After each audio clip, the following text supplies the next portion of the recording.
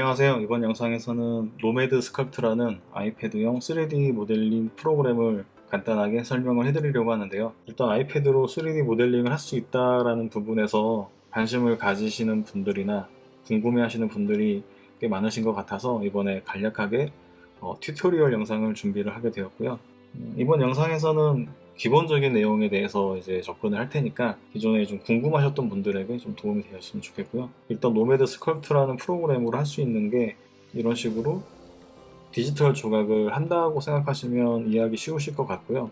일반적인 미술에서 조소를 디지털로 변환해서 표현한다라고 생각하시면 이해하기 쉬우실 것 같아요.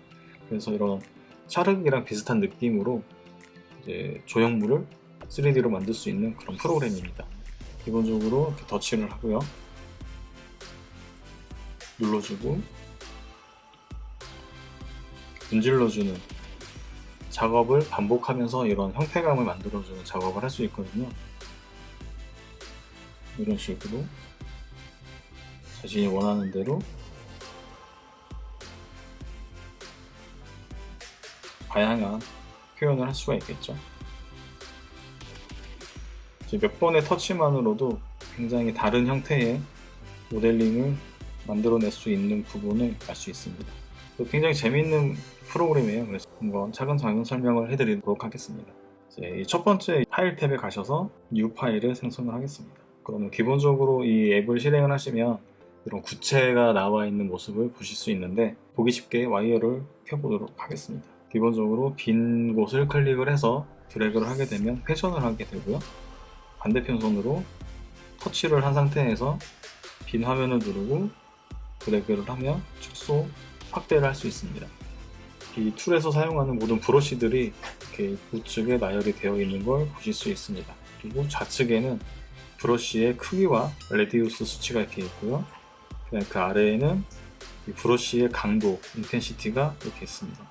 레디우스 값을 내리고 인텐시티 값을 올리게 되면 가늘고 강한 드로잉을 할 수가 있겠죠. 일반 브러쉬를 선택을 하고 레디우스 값을 낮춘 다음에 인텐시티를 올렸을 경우에 이렇게 아주 확실하게 이제 표현이 되죠. 그럼 반대로 레디우스 값을 올리고 인텐시티 값을 낮췄을 경우에는 굉장히 좀 부드럽게 작업이 되죠.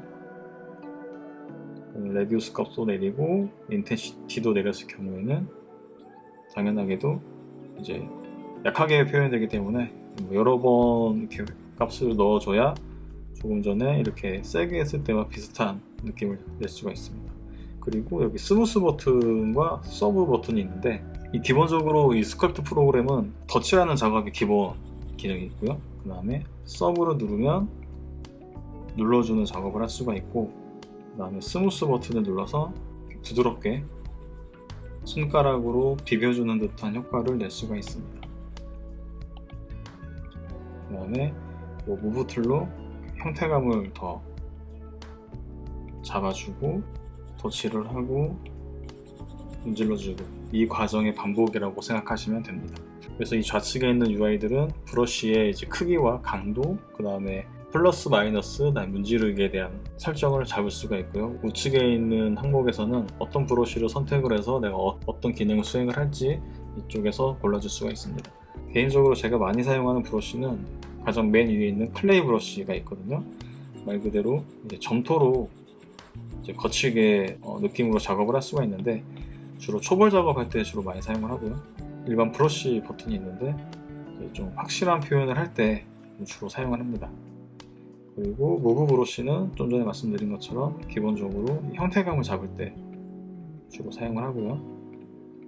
이 플래툰 브러쉬라고 있는데 이 스무스 버튼으로 이 드래그를 했을 때 문질러주는 기능이 있긴 하지만 완벽하게 매끈하게 잡기는 힘들 때가 있거든요. 그래서 이 플래툰 브러쉬로 눌러주게 되면 평평하게 평탄화 작업을 한다고 생각하시면 될 것 같아요. 확실한 마감 표현을 할 때 모서리 부분이라든지 그런 작업을 할 때 이 브러쉬를 좀 주로 사용하는 편입니다. 가장 많이 사용하는 브러쉬는 클레이, 브러쉬, 무브, 플래툰 이 네 가지 브러쉬를 가장 많이 사용을 하고요. 그 이외에도 여러 브러쉬도 물론 유용하게 사용을 하고 있지만 이번 영상에서는 각각의 브러쉬에 대한 설명은 좀 생략을 하도록 하겠습니다.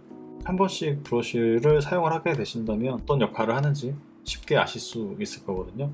그래서 제가 다음번 영상에서 어떤 상황에서 어떤 브러쉬가 유용하게 쓰이는지에 대해서는 그때 다시 한번 설명을 해드리도록 할게요.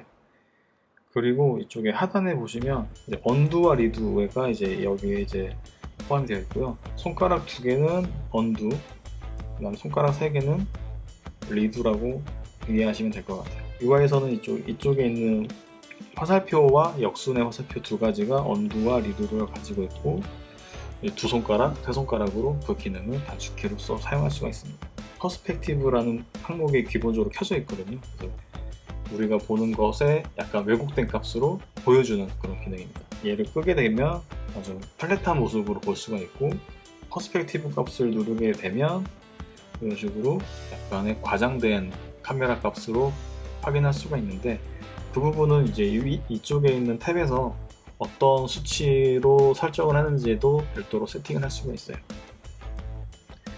그리고 이제 가장 끝에 와이어라는 버튼이 있거든요. 와이어 버튼을 누르면 이제 이 스피어에 이제 와이어가 어떻게 이루어져 있는지 확인을 할 수가 있어요. 근데 제가 예를 들어서 이렇게 무브 브러쉬로 초반에 이제 형태감을 잡을 때 이렇게 당기게 되면 이쪽은 이제 전혀 건드리지 않았기 때문에 일괄적으로 촘촘하게 되어 있는데, 아랫부분에서는 제가 막 늘렸기 때문에 좀 더 늘어나 있고 균일하지 않은 와이어 형태를 볼 수가 있어요. 그래서 작업을 하실 때는 이 와이어 버튼을 중간중간 활성화시켜서 이제 전체 이 형태감에서 와이어가 균일감 있게 이제 분포가 됐는지 중간중간 확인을 하시는 게 필요합니다.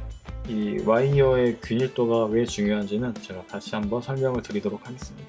예를 들어서 와이어가 이렇게 과장되게 늘어나게 되면 어떤 현상이 일어나냐면, 이쪽 상단부는 와이어가 이제 균일하게 분포가 되어 있었잖아요. 그런 부분에서는 이런 식으로 그리는 대로 이렇게 제대로 표현이 되는데, 이 아랫부분을 이제 드래그하게 된다면 확연하게 차이가 나죠.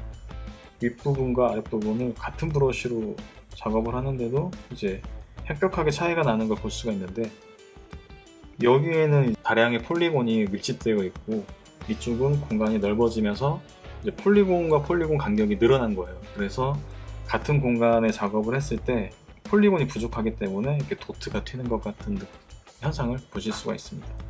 그래서 초반에 이런 형태감을 먼저 잡고 이런 식으로 와이어 분포도가 이제 흐트러지게 된 상태에서 여기 복셀이라는 버튼이 있는데, 이 버튼을 누르게 되면 이렇게 폴리곤들이 재배치가 돼서 모든 공간에 똑같은 균일한 양의 폴리곤들로 이제 와이어가 다시 재배치가 됐죠.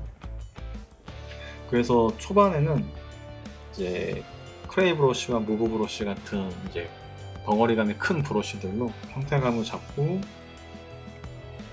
덧칠을 하고, 이런 반복적인 작업으로 초반에는 계속해서 형태를 잡아간 다음에 이제 와이어가 늘어지고 이제 좀 일그러진 상태에서는 이런 식으로 복실 버튼으로 균일하게 다시 잡아주는 작업을 좀 반복을 하게 될 거예요. 기본적으로 이제 이 화면 안에 있는 UI에 대한 설명은 이 정도로 하면 될 것 같고요. 네, 좀 제가 설명이 좀 길어졌는데, 기본적으로 이 노매드 스컬프트에 대한 각 항목에 대한 설명하는 시간을 한번 가져봤고요. 기본적인 이제 툴들이 되게 직관적이기 때문에 한 번씩 이런 버튼들을 눌러보는 것만으로도 어떤 기능을 하는지 쉽게 아실 수 있을 것 같거든요. 이제 기본적인 설명을 해드리는 게 좀 좋을 것 같아서 이번 영상을 준비를 하게 됐고요.